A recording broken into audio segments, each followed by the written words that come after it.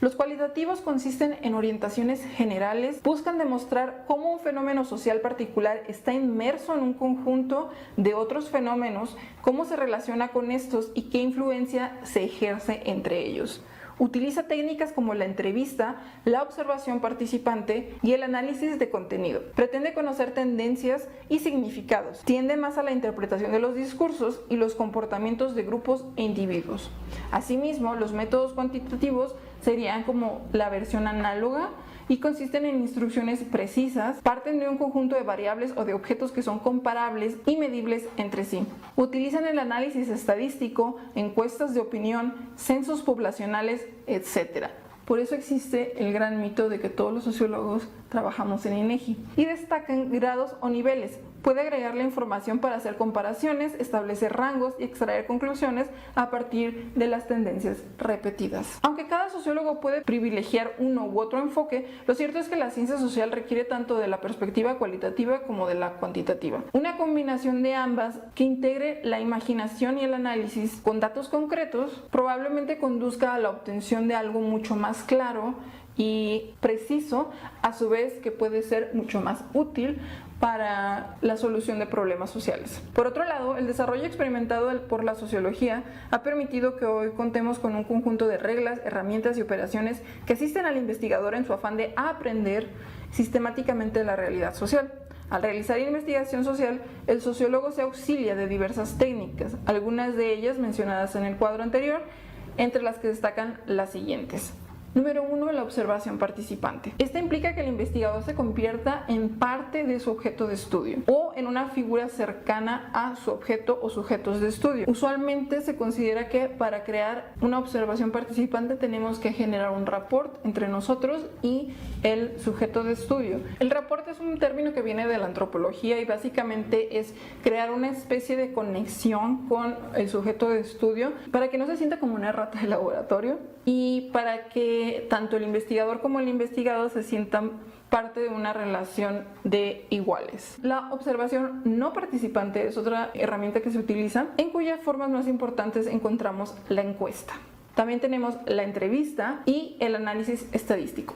La utilización de estas y muchas otras técnicas reclama a su vez procedimientos rigurosos que los van a diferenciar de la opinión común. Por ejemplo, una encuesta exige una elaboración adecuada de un cuestionario por aplicar. Cuando creamos una entrevista o una encuesta tenemos que saber cuál es nuestro grupo específico al que queremos entrevistar para conseguir los resultados. Asimismo, tenemos que probar varias veces la entrevista o la encuesta para ver cuáles son las posibles respuestas y si esas respuestas realmente sirven para responder a tu objeto de estudio y a tu hipótesis. La correcta evaluación de las respuestas vertidas en el cuestionario y la validez de la encuesta reside en el cumplimiento eficiente de los pasos de creación y en su correcta interpretación. La entrevista, por su parte, exige la formulación lógica de preguntas y la capacidad de aprovechar las respuestas, a fin de asegurar que se obtenga la información buscada. No podemos inventar preguntas sin saber cuáles van a ser las posibles respuestas, porque necesitamos analizar esas respuestas a profundidad. Las técnicas de investigación sociológica y de las ciencias sociales en su conjunto se han ido perfeccionando con el desarrollo tecnológico. Muchas veces también dentro de las macroinvestigaciones se utilizan ya las redes sociales y los datos que nos proveen algunas de ellas. Ciencia y objetividad. A diferencia de las ciencias físicas, la sociología, como las demás ciencias sociales, estudia un objeto que está en constante cambio y sujeto a la voluntad de los individuos. Otra cosa que es muy importante es que el sociólogo estudia a la sociedad en la que se encuentra inmerso, entonces de cierta manera es parte de su objeto de estudio. Ello obligado a una constante reivindicación de las ciencias sociales frente a quienes exigen que sus resultados sean tan rigurosos como los de las ciencias naturales y critican su aparente falta de rigor, en particular cuando se trata de prever un comportamiento social del futuro. La tarea de las ciencias sociales suele limitarse a pronosticar. Ciertamente la utilización de métodos y técnicas propios constituyen los elementos más importantes para reclamar la condición científica de la sociología. Esta no se propone el descubrimiento de principios generales ni de reglas, aunque al principio, cuando trató de crearse como una ciencia de la sociología, sí pretendía crear reglas sociales, y eso lo vamos a ver cuando veamos un poco de la historia de la sociología, pero ahora no pretende crear reglas universales porque las sociedades son muy distintas unas de otras. Ahora más bien estudia y analiza las tendencias tendencias que implican un alto grado de certeza, pero que están sujetas a los cambios impuestos por el azar, la libertad y la racionalidad de los sujetos. Y esto conduce a otro problema, el problema de la objetividad. ¿Cómo podemos ser objetivos analizando a los seres humanos si nosotros también somos seres humanos? Porque al mismo tiempo que nosotros estudiamos a los seres humanos, somos parte de una sociedad. Tenemos ciertos valores, ciertas tendencias, ciertos gustos que podrían llegar a modificar la forma en la que pensamos acerca de nuestro objeto de estudio. La objetividad, entendida como un alejamiento emocional del investigador respecto a su objeto de estudio, que le permite hacer un análisis frío y por lo tanto verdadero, encuentra sus límites en la propia historia del sociólogo, es decir, en su relación personal con la sociedad que estudia. El sociólogo está comprometido con la verdad y sostenerla incluso por encima de sus convicciones políticas. Eso es un trabajo muy difícil, la objetividad siempre va a ser un tema de trabajo constante para el sociólogo, pero si queremos hacer bien nuestro trabajo tenemos que tratar de que nuestras creencias influencien lo menos posible nuestro trabajo. El problema de la objetividad no es simple. En primer lugar, porque ya desde la elección del tema de investigación usualmente estamos interviniendo un poco con nuestros deseos y nuestros gustos. Nuestros temas de interés siempre van a influenciar las cosas que hacemos en la vida. En segundo lugar, la adhesión a una teoría suele ir acompañada de un enfoque valorativo de la sociedad.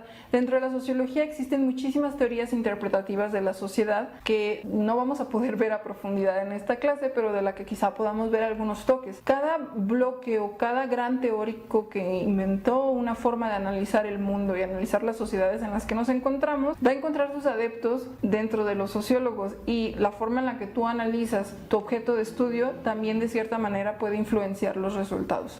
Finalmente, el sociólogo debe considerar los efectos y alcances que puede tener su trabajo como investigador. ¿A quién le va a servir? ¿Quién lo va a patrocinar? Sobre todo en Estados Unidos pasa mucho esto. Hay trabajos de sociólogos que se utilizan para, digamos, manipular ciertas situaciones, y eso presenta un problema de ética profesional también. El sociólogo tiene que mantenerse de cierta manera neutral entre los objetos de estudio que trabaja, y quien lo contrata es el que decide para qué se utiliza básicamente. Tenemos que pensar en quién va a leer nuestra investigación, a quién le va a servir, quién lo va a escuchar y cómo puede beneficiar o inclusive dañar nuestro trabajo. La responsabilidad del sociólogo. Si el campo del trabajo del sociólogo es justamente la sociedad, es natural que se ocupe de los mismos asuntos que preocupan y animan las discusiones de toda la gente. La diferencia entonces estará en la capacidad del sociólogo para ordenar elementos dispersos, datos estadísticos, información recogida a partir de técnicas mencionadas anteriormente, y efectuar una integración a partir de teorías y conceptos que desembocarán en una explicación coherente y significativa,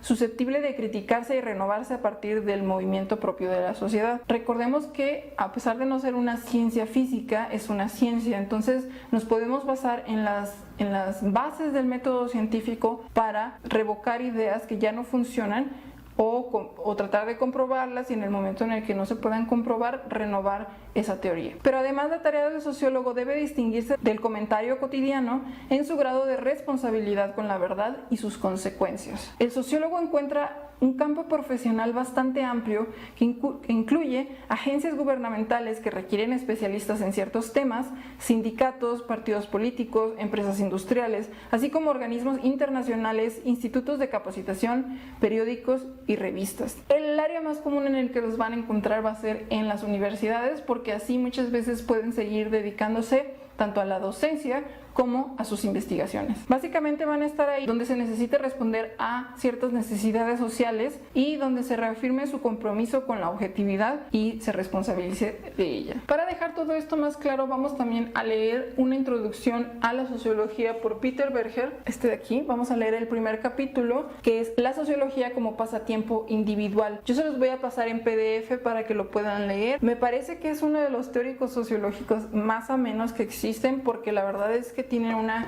forma de hablar un poco complicada, justamente para alejarnos de una forma semántica de una realidad en la que estamos todos inmersos y que es el objeto de estudio de la sociología. Les voy a pasar esto en la plataforma, espero que lo puedan leer y me tengan sus preguntas y un resumen o un mapa mental acerca de la lectura y de lo que se dijo en este video. Y bueno, esa sería como la introducción al tema de la sociología y el sociólogo. Quizá pueda sonar un poco confuso, los sociólogos suelen tener una forma de hablar un poco rebuscada, justamente porque como analizan algo en lo que todos están inmersos y de lo que todo el mundo puede hablar, la forma en la que se interpreta y la forma en la que se habla de ello nos ayuda a separarnos de la realidad social en la que estamos inmersos. Voy a tratar, dentro de lo que cabe, que sea esto una forma de estudio amena y unas lecturas mucho más amenas. No les voy a poner teoría sociológica como tal, sino interpretaciones y estudios o lecturas mucho más masticadas, por decirlo de una manera. En fin, los veo en la próxima clase. Espero que puedan dejarme sus trabajos en la plataforma.